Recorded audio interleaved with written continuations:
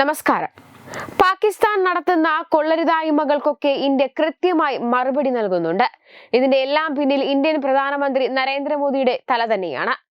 എന്നാൽ ഈ അവസരത്തിൽ പാകിസ്ഥാൻ ഒന്നുകൂടെ ശക്തി നൽകുന്ന പ്രവർത്തികളാണ് പപ്പുമോൻ ചെയ്തു കൂട്ടുന്നത്. എന്നാൽ രാജ്യദ്രോഹ കുറ്റം ചെയ്യാനുള്ള സ്വാതന്ത്ര്യമൊന്നും ഒരു നേതാവിനുമില്ല. അത് ഒന്നുകൂടെ പപ്പുമോൻ ഇപ്പോൾ മനസ്സിലായിട്ടുണ്ടാകും. കാരണം ആവിഷ്കാര സ്വാതന്ത്ര്യം സൈനികരെ അപമാനിക്കാനുള്ളതല്ലെന്നും സ്വാതന്ത്ര്യത്തിന് നിയന്ത്രണങ്ങൾ ഉണ്ടെന്നും പ്രതിപക്ഷ നേതാവിന് അലഹബാദ് ഹൈക്കോടതി തന്നെ ഓർമ്മിപ്പിച്ചിരിക്കുകയാണ്. മാനനഷ്ട കേസിൽ ലക്നൌ കോടതി രാഹുൽ ഗാന്ധിക്ക് സമൻസ് അയച്ചിരുന്നു. കേസ് റദ്ദാക്കണമെന്നാവശ്യപ്പെട്ട് രാഹുൽ ഗാന്ധി നൽകിയ ഹർജി അലഹബാദ് ഹൈക്കോടതി തള്ളി. ഇന്ത്യൻ സൈനികരെ അരുണാചൽ പ്രദേശിൽ തല്ലിച്ചതയ്ക്കുന്നു എന്ന 2022 ഭാരത് ജോഡോ യാത്രക്കിടയിൽ രാജസ്ഥാനിൽ നടത്തിയ പ്രസ്താവനയ്ക്കെതിരെ രാഹുൽ ഗാന്ധിക്കെതിരെ മാനനഷ്ട കേസ് ഫയൽ ചെയ്തിരുന്നു. ഭാരത് ജോഡോ യാത്രയെക്കുറിച്ചും സച്ചിൻ പൈലറ്റിനെ കുറിച്ചും അശോക് ഹെഗ്ലോട്ടിനെ കുറിച്ചും നിങ്ങൾ ചോദ്യങ്ങൾ ചോദിക്കും. എന്നാൽ ചൈന ഭാരതത്തിന്റെ 2000 ചതുരശ്ര കിലോമീറ്ററിൽ പിടിച്ചെടുത്തതിനെ കുറിച്ചും അരുണാചലിൽ ഇന്ത്യൻ സൈന്യത്തെ തല്ലിച്ചതയ്ക്കുന്നതിനെ കുറിച്ചും ആരും ചോദ്യങ്ങൾ ചോദിക്കുന്നില്ല. എല്ലാം ജനങ്ങൾ അറിയുന്നുണ്ടെന്നായിരുന്നു വാർത്താ സമ്മേളനത്തിൽ രാഹുൽ ഗാന്ധി പറഞ്ഞത്.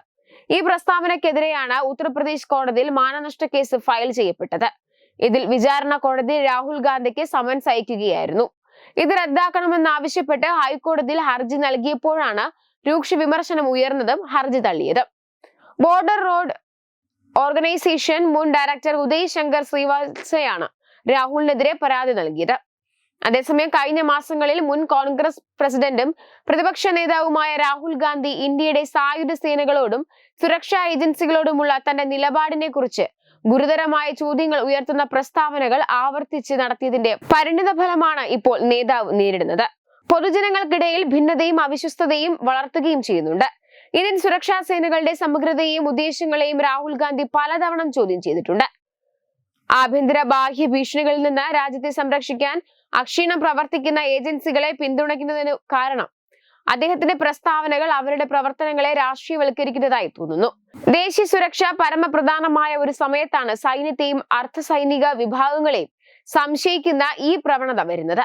കഴിഞ്ഞ മാസം പാകിസ്ഥാനുമായുള്ള സൈനിക സംഘർഷത്തിനിടെ പ്രധാനമന്ത്രി നരേന്ദ്രമോദി അമേരിക്കയുടെ സമ്മർദ്ദത്തിന് വഴങ്ങിയെന്ന പരാമർശമാണ് ഇത്തരത്തിൽ രാഹുൽ അവസാനമായി നടത്തിയിരിക്കുന്നത്.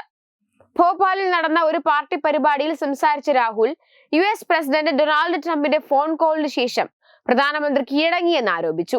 നരേന്ദർ സറണ്ടർ എന്ന് ട്രംപ് പറഞ്ഞപ്പോൾ മോദി ശരി സാർ എന്ന് പറഞ്ഞ് അനുസരിച്ചു എന്നായിരുന്നു രാഹുൽ പറഞ്ഞത്. അങ്ങനെ തുടരെ അടിസ്ഥാനരഹിതമായ ആരോപണങ്ങൾ ഉന്നയിച്ച് രംഗത്തെത്തുന്നുണ്ട്. അതേസമയം ലോകമെമ്പാടും ആദരവോടെ നോക്കിക്കാണുന്ന ഒരു സൈന്യമുള്ള ഇന്ത്യ വളർന്നു വരുന്ന ഒരു ശക്തിയാണ്. ഈ ശക്തിയെ തളർത്താനാണ് കോൺഗ്രസിന്റെ പ്രിയപുത്രൻ പപ്പുമോൻ ഇപ്പോൾ അഹോരാത്രം പരിശ്രമിക്കുന്നത്. വെബ് ഡെസ്ക് തത്തുമൈ ന്യൂസ്.